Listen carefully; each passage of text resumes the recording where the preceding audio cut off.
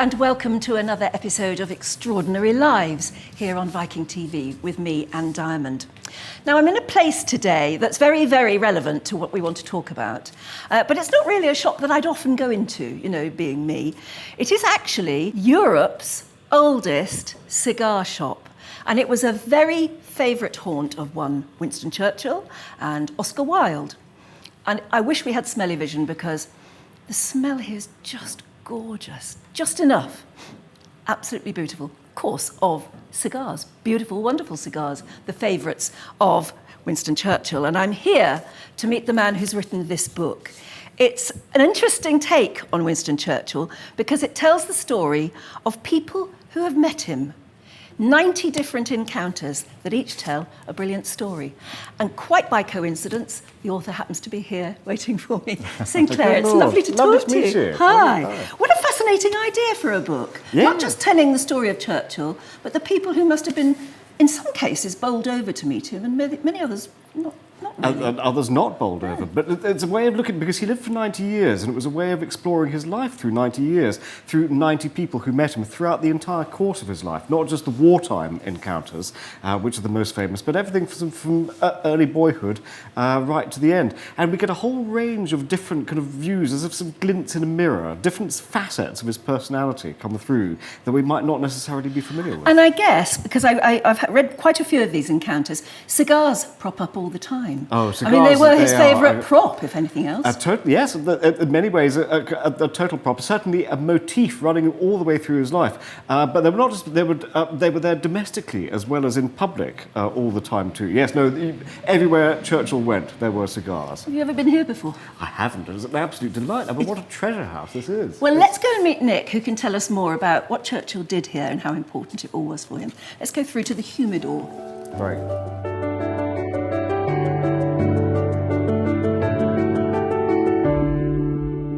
Hello, Nick. Hi. Hello, lovely. This is Sinclair, who's written this fab book about Churchill. Wonderful. What is this? This is a humidor. You'll have to explain. Shall we go in and you can explain what it's all about? Absolutely. Ooh.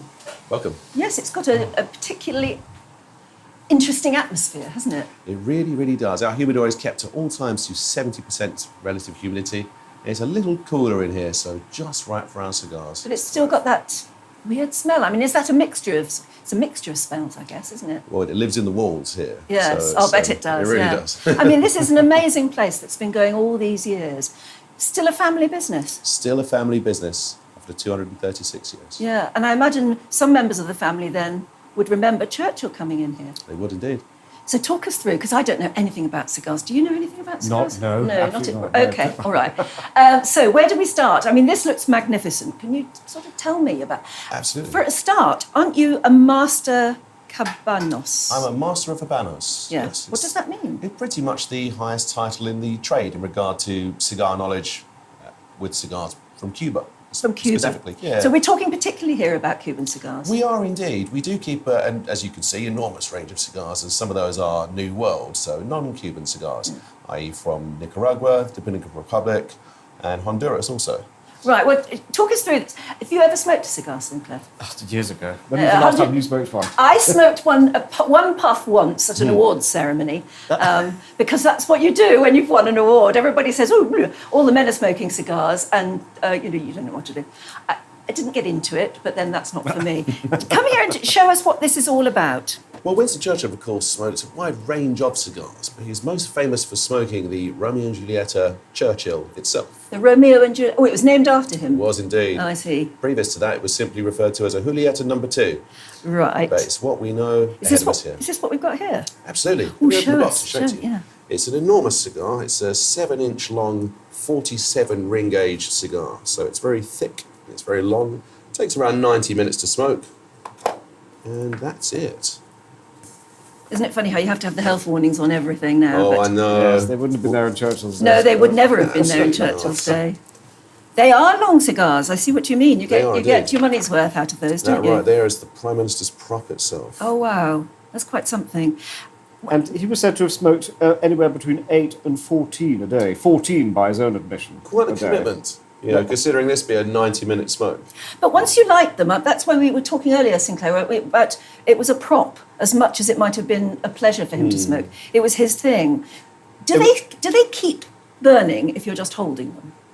Eventually they go out. Yeah. So unlike a cigarette where there will be combustibility agents added, these are all natural. So they do require a little bit of a touch-up, a bit more of attention with the flame. But that just, I mean, you saw him doing that. But if you keep drawing on them, they do keep going. And in fact, he kept on having to go back to his tailors, I think, didn't he? Because he had so many burns on his suits from cigar ash falling on the floors. And many society hostesses had to replace very expensive carpets all the time after Churchill had visited, because cigar ash, his cigar ash particularly, got everywhere, because there was always a cigar on the go. There must have been irritating for some, but in the end a bit historic. That's Churchill burn. But I just wonder, I mean, what is it about him particularly, but also others? I mean, the fact that men sort of bond over puffing a cigar. Absolutely. This is the cherry on top in its own right, the campfire.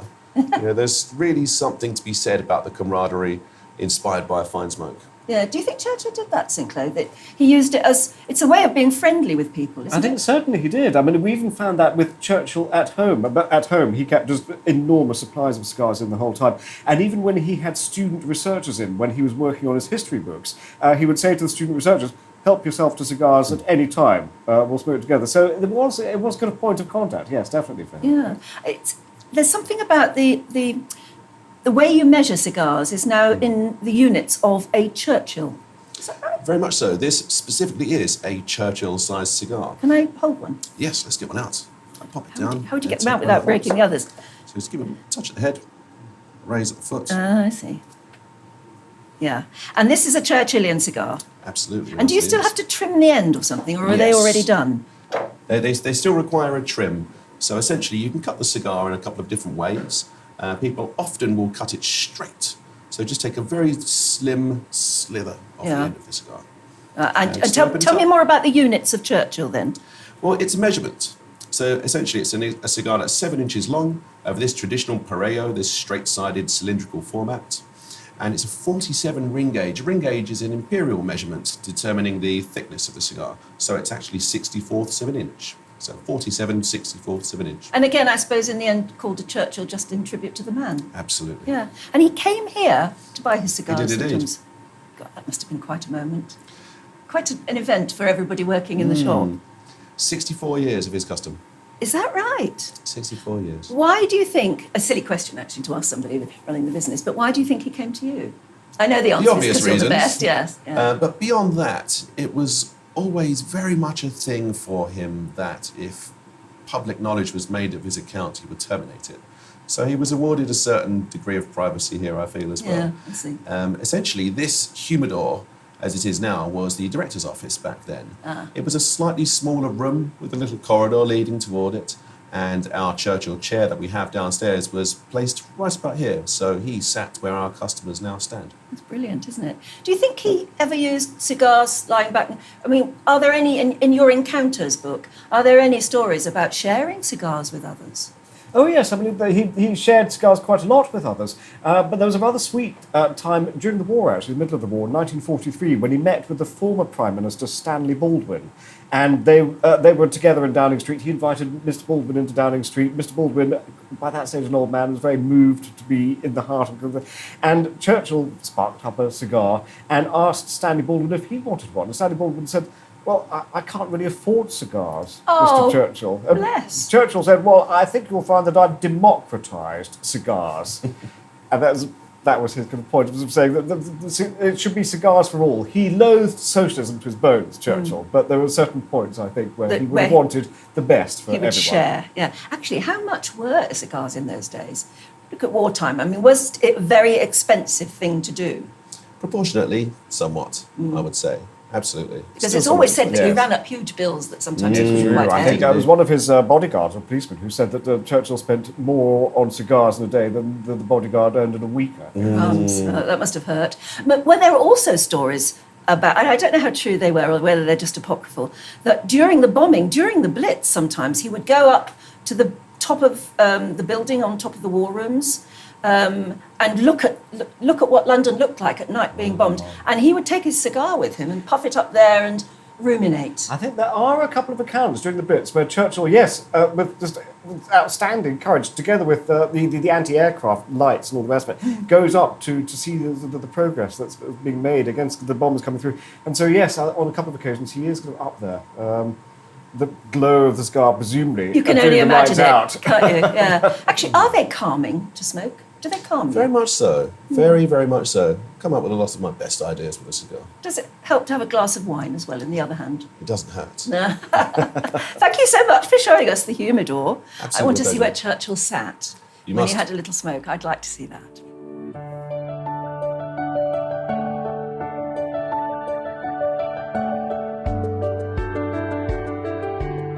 We've come down to the Freddie Fox Museum, this little sort of nook, which is very much a tribute to Winston Churchill.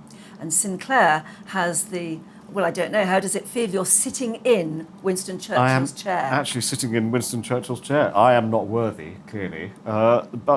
Yes, it's funny to be sitting in history, I suppose you might Well, describe I think it as. you are. I imagine he came down here and to have a little puff and say, yes, all right, I'll order some of those. And you can imagine it being tremendously comfortable and cosy down here. Yes, well, it is as now. he sampled the, Is it the a nice? delicious cigars. Does it feel nice and comfortable? And it's a very, very nice angle. Yeah. Yes, no, you can see Churchill being properly ruminative in, That's a good in word. such circumstances. Yeah. And of course, we've got the great man behind us there. And actually, some lovely, lovely letters that he wrote. You are sitting in a bit of history, I suppose. And we were talking about that extraordinary moment in history a minute ago about him watching the Blitz, or at least watching all the searchlights. Yes, because over Downing London. Street and all those government buildings did get hit quite a bit towards the beginning of the Blitz. The Foreign Office got hit, the Treasury got hit, and Churchill and his wife Clementine were living in Downing Street at the time. There was a special bomb shelter underneath. But there was a sense of cigar smoke all the way through. So it's almost a symbol of indomitability. Well, you also wonder whether the cigar played a part. It must have. You just said it's ruminative. It must have played a part in all of his decisions, probably during the war. You can imagine, yes, it's very much part of his thinking process. The whole business, because we talked about props earlier, but Yes. it's kind of more than a prop. It's an aid. It's an aid, Yes. absolutely. And maybe he was using that a lot in the war. You tell a story about him meeting Monty, I think, and sharing Yes. a cigar just before the Battle of Yes, Britain. General Montgomery I think it was just days before the Battle of Britain, and he and Montgomery were down on the south coast reviewing some troops, looking out across the Channel. And they went to a hotel for dinner, and Churchill said to Monty, well, what will you drink? And Montgomery told him, slightly previously, sir, I neither drink nor smoke, and I'm 100% fit. And Churchill said, well, I both drink and I smoke, and I'm 200% fit. And funnily enough, I mean, he had the last laugh. Churchill, as you've said before, lived to 90. He lived to 90, yes. But there is this common thought that he was a drinker. Was he a boozer? Well, I mean, scientifically, yes, he was a boozer. There was always alcohol nearby whenever Churchill was in a room or in a house. And he would drink fairly consistently through the day. There are different accounts from different people across the years. Someone suggested that he would have a scotch mid-morning, a bit of champagne at lunch. But then there were others who suggested that he was a lighter drinker than that. That even though there was always alcohol present, he wouldn't actually take very much of it. So you would see him, for instance, with a beer at lunchtime, or maybe a post-prandial brandy with his cigar late in the evening. But he wasn't, as we would say, gulping it down. He was a gentler drinker than that. Certainly, we never ever saw him stumbling. We never saw him make a mess of any great speeches. He was always perfectly articulate and always perfectly witty. So even if he was drinking the amount that people say he was, it obviously didn't have that deleterious effect on him mentally. Maybe he drank the way he smoked cigars in a way. A puff and then a wait, and minutes go by, and then maybe just another puff. Enough to keep things going. Well, absolutely, yes, to keep things going. And it's also very, very convivial too, because those around him are encouraged to drink as much as he does. And there's a lovely story. I think it was Field Marshal Allenbrook, who went to stay with him at Chequers during the war, during the height of the war, and he said the only time he ever saw Churchill very slightly the worse for wear after dinner was when he got slightly over-enthusiastic after the brandies and pulled a sabre down from the wall and started waving it around, saying, this is what I'll give Hitler.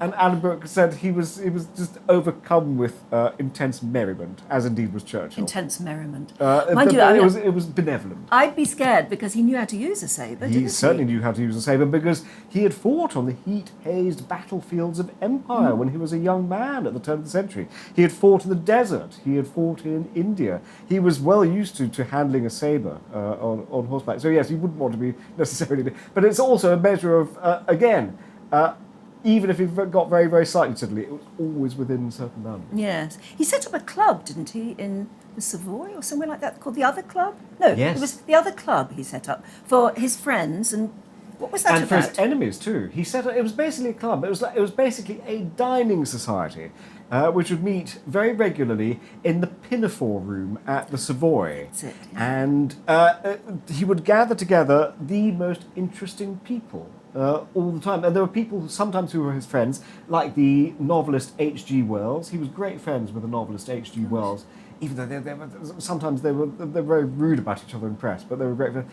But he also gathered his enemies there too. So, for instance, he invited Lord Kitchener of Your Country Needs You fame from that poster. He invited Lord Kitchener to a supper at the Other Club, even though Kitchener detested Churchill and Churchill detested him. But he said the entire point of a society like that was that people should be able to debate all sorts of topics with the maximum belligerence and intensity, but personally keep it much, much lighter and be civilised with one another. Well, of course, and it's a great lesson for us all even now, because in this mad online age, we should all be having these kind of dining But societies. that gives rise to all these other funny stories about, and they're very well-known anecdotes, some of them, aren't they, about the way he would quip with other people. For instance, Lady Astor. Yes.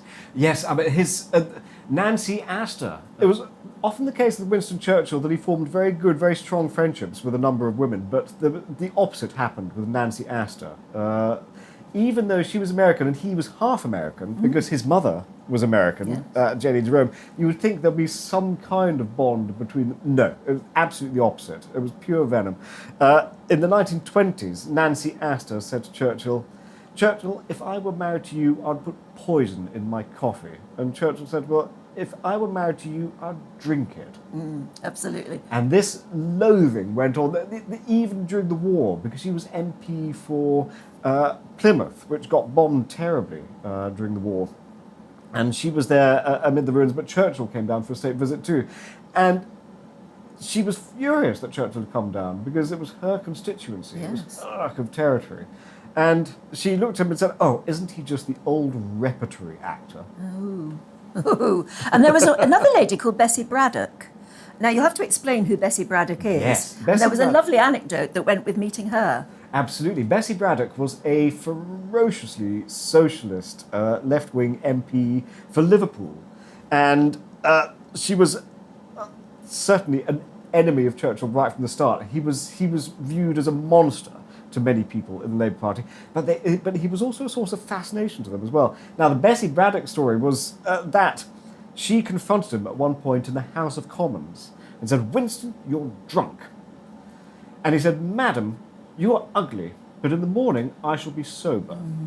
Now, it's not. It's well, I don't know. I think it's brilliant. It might not be very acceptable nowadays. It's not tremendously acceptable nowadays, but there is a sequel to it, though, as well, because that formed the cornerstone of what everyone thought their relationship was. Just this kind of spitting hatred. But in fact, they had a much more nuanced relationship within that, and there was a lot of mutual admiration, too, in the Commons. So much so that Churchill actually appointed Bessie Braddock to a special Royal Commission on Mental Health. He had a lot of time for her abilities. And when she was hosting, there was a young Nigerian boxer who came over to see her in the House of Commons, and he very much wanted to meet Churchill. And so Bessie Braddock sought Churchill out to introduce them properly. So no, there was the occasional spat aside. But it's interesting that he appointed her to something to do with mental health then. Yes. Because that In the really was 1950s, forward-thinking. very, yeah. very forward-thinking. But he understood mental health problems because he suffered from what he called the black dog. Yes, he did. And again, this is very interesting. Churchill self-diagnosing what he perceived as his own mental health problems, which, as you say, he called his black dog, the deep sloughs of depression. But there are other people who suggest, funnily enough, that actually his depression wasn't as deep as he might have thought. I mean, you can't really diagnose someone else's depression. That's a wrong thing. But he didn't really show many of the symptoms of prolonged depression, let's say, that you would find now with... Well, we know now, don't we, that he sort of invented ways to get round things like that, things that made him feel better, like bricklaying, of all things. Yes. Painting, particularly. Yes. Painting was tremendously therapeutic for him, but it wasn't just therapeutic. He was a brilliant painter. He really was very good. After the war, he submitted some of his paintings for the Royal Academy exhibition, the famous exhibition they have every year for members of the public. He submitted it under a different name, so no one would know. It was from Winston Churchill. And it got selected for the Royal Academy exhibition. Wow. This is a sign of a very, very good artist. Yes. And he took lessons from the finest. The Walter Sickert, the painter, gave him some masterclasses in painting. Churchill ignored all of his advice, but nonetheless. So there was that. Bricklaying too. He had his beloved home in Chartwell in Kent, amid these beautiful orchard valleys. It was, in some ways, for him, the Garden of Eden. But he would lay bricks in his spare time. He would build walls. He would lay the foundations of houses. Now, it has to be said, if you visit Chartwell now, some of the walls that he built have had to have been underpinned. No. It was still good because he didn't actually build them tremendously well. But it was very telling when he had the Russian ambassador over in the 1930s, Ambassador Ivan Maysky, who is a Bolshevik to the very core of his soul. Churchill invited him over and invited him to stay for the weekend and said, now look, you're a great communist, you think that I am the plutocrat capitalist, but look, behold, I'm a labourer. I build my own walls. Well, there was a reason to everything he did, almost, wasn't there? Of course, the other person who, I don't know, he must have been very difficult to live with, and I think she did find him difficult to live with, but there was a true love with him and Clemmy. Absolutely. Yes, absolutely true love that endured kind of right to the end. There was never a moment of that. From the moment they first met in 1908, right the way through to 1965, January 1965 when he died. And there have been all sorts of stories over the years about sort of the bumps and turbulence in their marriage, but in essence they were kind of absolutely inseparable because... Churchill did have an unusual characteristic for the time, that so many men of his generation had been educated in the boarding school system, where they had no... And it was a patriarchal society, as we might now say, the modern term would be. So, as was, there were many men of Churchill's class who couldn't even meet the eyes of women socially, because they just didn't know quite what to do or what to say. They would go to gentlemen's clubs, so other than being married to women. But Churchill unusually had a number of very strong friendships with strong women, like Violet Asquith, who he knew right to the end of his life. And I think that there's an essence of that in his marriage with Clementine, is that apart from anything else, it was that had the foundations, that really strong friendship. Yeah, so he was a bit of a softie as well, wasn't he, really? Absolutely, he was a bit of a softie, and unashamed sometimes as well. There are so many stories of him watching films. He loved watching films, yes. But he would cry through so many films. He would cry very openly. One of his society hostesses, with whom he went to spend the weekend, they had a private screening of a light romance, a comedy short, and a government propaganda film. This was during the war, and she said Churchill cried through every single one of them. Wow! Yeah, but there were very famous films that he loved and liked to watch again and again and again. And of course, he had friends in the movie world. I mean, notably, Charlie Chaplin. Yes, he and Charlie Chaplin, their friendships have spanned across the decades. And again, incredibly unexpected, because Charlie Chaplin, when they first met, Charlie Chaplin was the most famous man in the world, the most famous silhouette in the world. His films had gone even to Soviet Russia, Charlie Chaplin's silent films, because there was no language barrier. Yeah. And when he first met Churchill, he, at the same time, understood that this is before Churchill's serious fame, but nonetheless, when they met in Hollywood, there was an instant of fascination between them, so much so they could weigh each other up. Churchill then had him to stay at Chartwell in 1931, where they discussed politics. They discussed what to do about Indian independence, among other things. Yeah. Chaplin took very much the India must have its independence line. Which Churchill didn't. Churchill didn't. But Churchill did say to Chaplin, you'd make a very good Labour MP. No. And so even as late as the 1950s, they were kind of bumping into each other. In And of course, there are lots of famous shots of him meeting stars. He liked to mingle with the stars. He did. Didn't he? Well, he was a terrific cinephile, and we might say that there's one aspect of the shared lives of Winston Churchill and Adolf Hitler. One respect, they would enjoy evenings together, just one, and that would be watching films. They would both absolutely love films, and they both loved the same kinds of films, curiously enough. Isn't that weird? They were both huge fans of Laurel and Hardy. Oh, what? I know. Yeah, the Churchill, you can see. Hitler? Yeah. But nonetheless, Churchill was a complete cinephile. Not just because he saw, the Nazis saw it as a great propaganda tool, cinema. This is the way to reach the masses, the heart and the soul of the masses. Churchill was much more emotional than that. He just loved films. Even when he was a little boy, he had a magic lantern set where he would project slides on the wall in the darkness, and he was just absolutely mesmerised by film. And so, it's one of the great lost opportunities of history. He wrote a screenplay for a film. Oh. The great producer, Alexander Korda. Yes, well, he was very good friends with Alexander Korda. He was very good friends with Alexander Korda, and he was fascinated by the prospect of working with Alexander Korda in the 1930s. Again, this is slightly before the war. Churchill was an MP for Epping at this stage, and he suggested a film about the life of George V, and it would take it right up to the modern day. He wrote a screenplay. Has it ever seen the light of day? It has. It's one of the great. I would dearly love to see it. It's one of the great kind of what ifs of cinema history, really, because it never got made. They missed the anniversary that the film was based around. It would have cost quite a bit of money too, and Churchill's fee was enormous as well. But the screenwriters who worked around him and with him said what an imagination he had. He was a natural screenwriter. He thought visually. He did have a great imagination because, it is said, and although I know you tell anecdotes about how terrible he was at maths and science, he was fascinated by scientists and scientific invention, wasn't he? Yes, it is said that he invented the tank. In World War I. The World War I tank was invented by Churchill. And of course there was the Churchill's toy shop of World War II and his fascination with radar and things like that. He knew where to sink the interest and the money in when it was needed. Absolutely, yes. So everything from the prospect of the Department of Death Rays, all the boffins working, as you say, in Churchill's toy shop, coming up with gadgetry for the Special Operations Executive to set Europe ablaze. On top of that, he was fascinated by the code breakers of Bletchley Park. Completely fascinated by the work they were doing, smashing the Nazi Enigma codes and building, as it happened along the way, the world's very first computer. One of his great friends was a scientist called Frederick Lindemann, and they discussed very often, late into the night, all sorts of abstruse questions of physics and nuclear physics and atomic physics and where it was all going.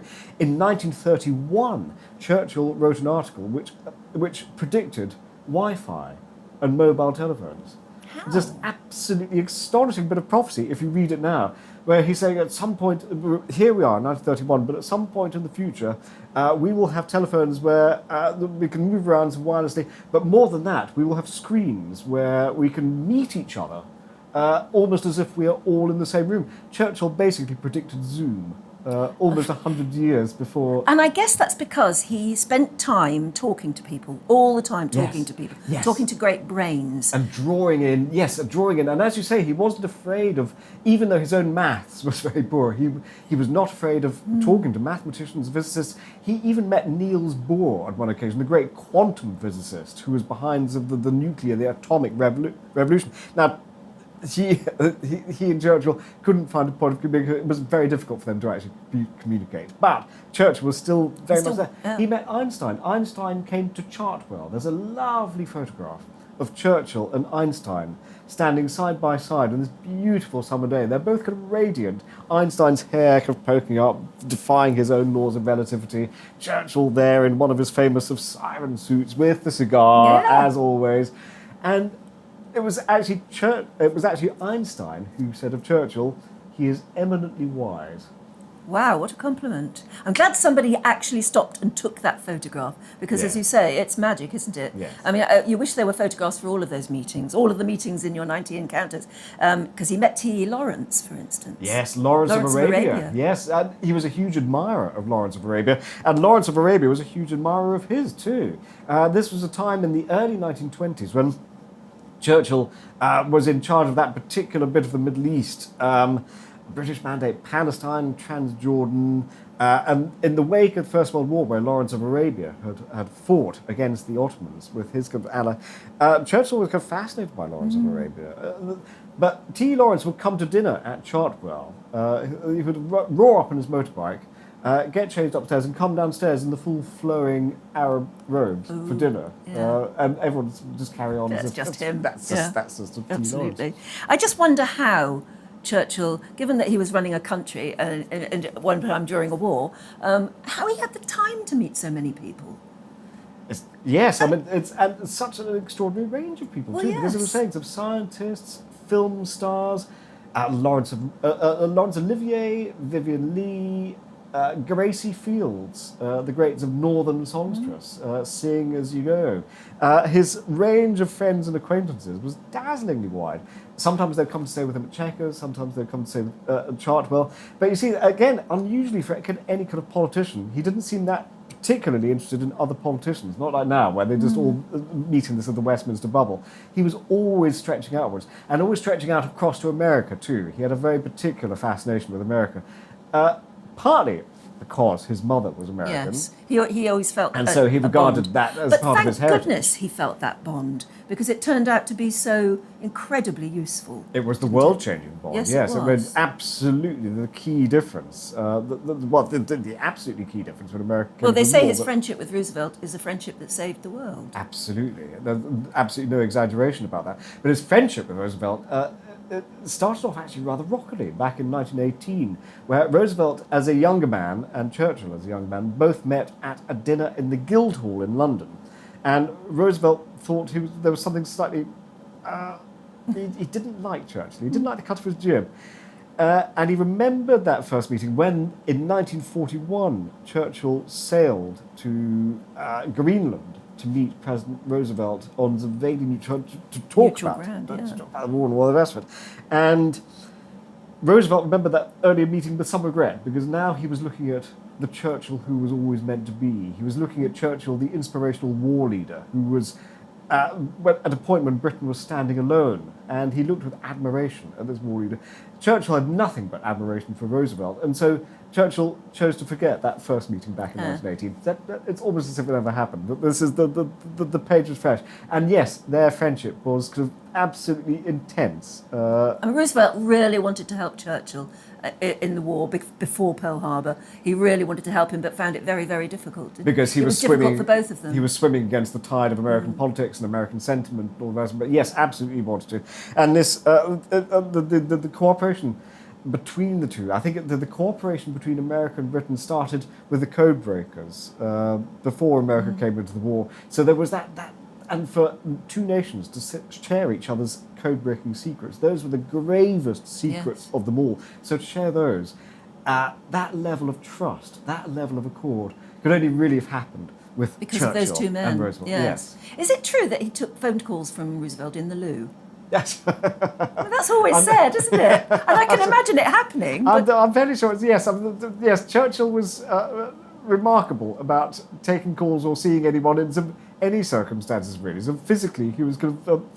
he dictated letters when he was in the bath, didn't he? Yes. I mean, he was eccentric. And he needed 2 baths a day. He said, he insisted, I have to have my baths. You know, above all else, I have to have my baths. There was one, I think again, it was Field Marshal Allenbrook, who was trying to have a conversation with Churchill as Churchill was changing. And so Churchill was just in his white silk vest and white silk drawers. And Allenbrook said it was like trying to talk to Humpty Dumpty, because suddenly, without the clothes, he looked kind of extraordinary. But Churchill was completely unself-conscious physically. Why did he wear those weird siren suits called them siren suits or onesies or whatever. He actually designed some of them himself. He did. Well, he could have invented them, really. And they were called siren suits because they were meant to be worn during the bombardment of the Blitz. They were supposed to be handy suits you could quickly get into in order to go down to your bomb shelter to see out the bombing range. But in fact, he was wearing them long before the war. He could have invented just the idea of having... Churchill invented the onesie. And they came in a variety of different... some were khaki, some were sort of denim blue. He had a siren suit that was in plush green velvet. There's something of the dandy about Churchill, too, the theatrics. There was a lovely story about a very aristocratic codebreaker called the Honourable Sarah Baring, who was posted to the Admiralty at some point during the war. And the Admiralty had all these underground passages. We've seen them in films, Darkest Hour, where Churchill's found it. What we don't see in films is Churchill in the small hours prowling around wearing extraordinary Oriental-style silk dressing gowns, splashed with crimson and emerald designs. Sarah Baring said that she was confronted with this vision at 2 o'clock one morning. I was kind of fascinated by this. The theatricality, but also the theatricality that gave confidence. Because when you've got this eccentric figure moving around, how can you have any possible doubt that the war could go? Of course we'd win the war. Of course we've got to win. Absolutely. Yeah, we were talking about the remarkable relationship with Roosevelt. And didn't Roosevelt try as hard as he possibly could to help? And there was one instance of he couldn't supply planes to Churchill because that would go against what he basically promised the American people, is not to get involved. But he sort of said, well, we can push them as close to the Canadian border and we'll leave them there. And then if you want to come over the border with horses and trucks and tow the planes over the border, you can have them. Is that true? It's one of those stories where you think, can it possibly be true? It is a lovely story. It is a really lovely story. The essential truth of it is you're absolutely right. Roosevelt very much wanted to help. And not just help, he understood that this was about the free world. This was about the fight against the stain of Nazism. I just wonder as well what he thought of other leaders. For instance, how did he get on then with Truman when Truman took over? Well, because Roosevelt died very suddenly in 1945. Harry S. Truman took over, and this was at the end of the war. This was at the point when Churchill was actually walking through the ruined streets of Berlin, and the Berliners were looking at him. And you think, my goodness, that was a brave thing for Churchill to do. But actually, a lot of the Berliners were saying, oh, so that's the great tyrant, is it? Yeah.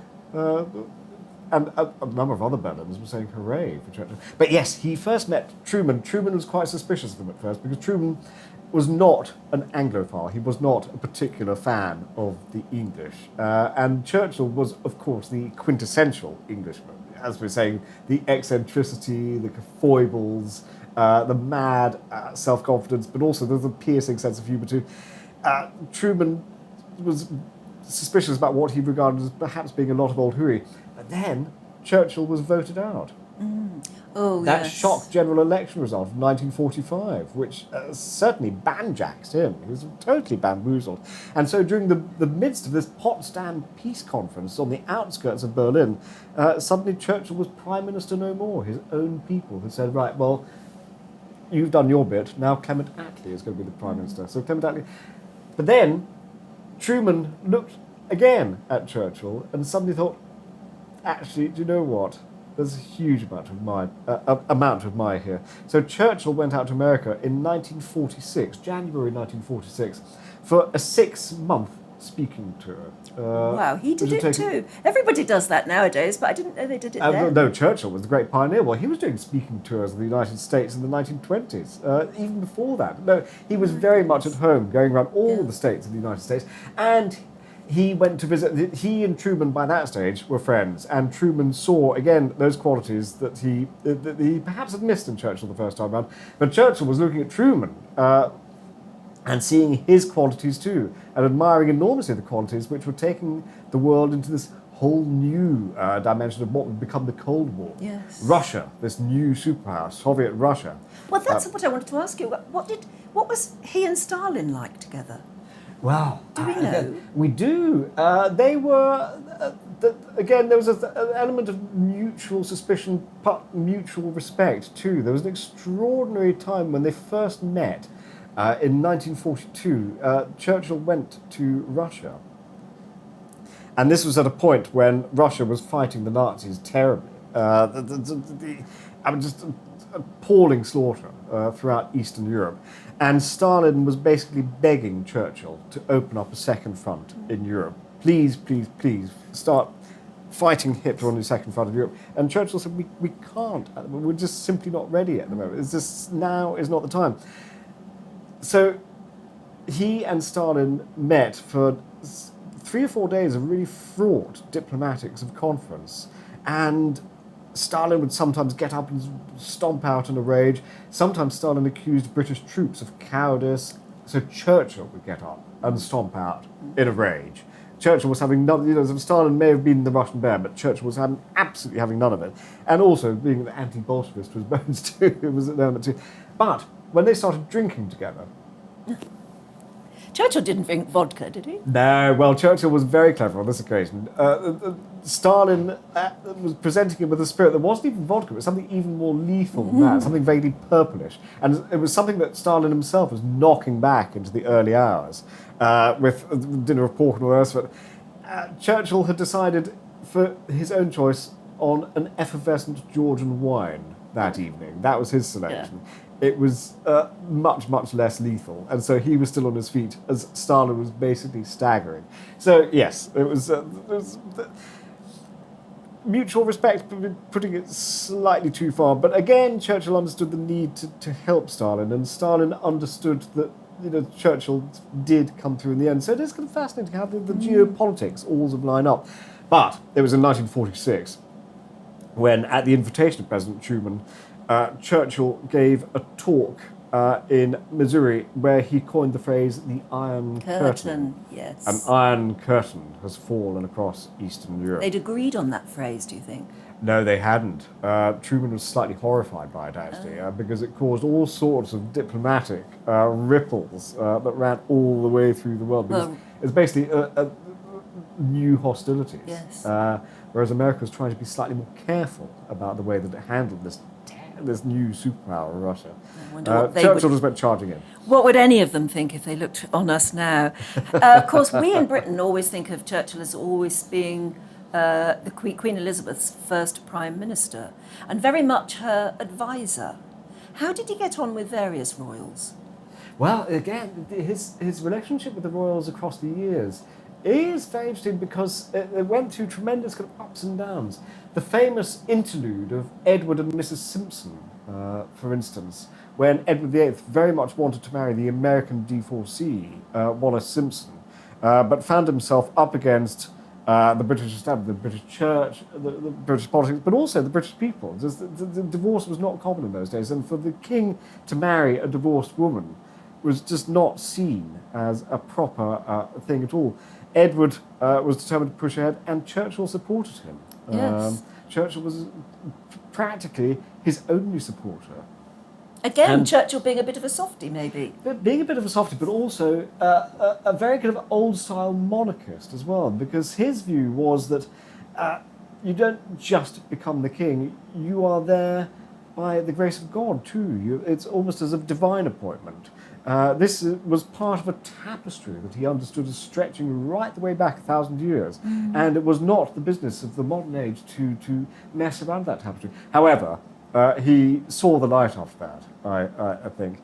And he did say, after the abdication of Edward VIII, when Edward VIII actually finally stepped down to become the Duke of Windsor, he said, well, there are times when the Constitution changes, we have to change our kings. Gosh. And in the end, his judgment was right. But yes, Elizabeth II, his relationship with Elizabeth II, because he had known Elizabeth II since she was 2 years old. He was a guest at Balmoral, of the royal residence in Scotland. When there was no hint that she would one day be queen. No hint that she would one day be queen, although he was looking at her with the potential, because he looked at the toddler Elizabeth and tried out the title for size. He turned to Clemmy and said, so this is Queen Elizabeth. and that was age 2. Why would he have said that? Just as a trying it out for size. But yes, there wasn't in the there Wasn't in the line, was it? No, I mean she was not she was 17th in line or whatever at that stage of the throne, but it was still Spooky. prescient and spooky.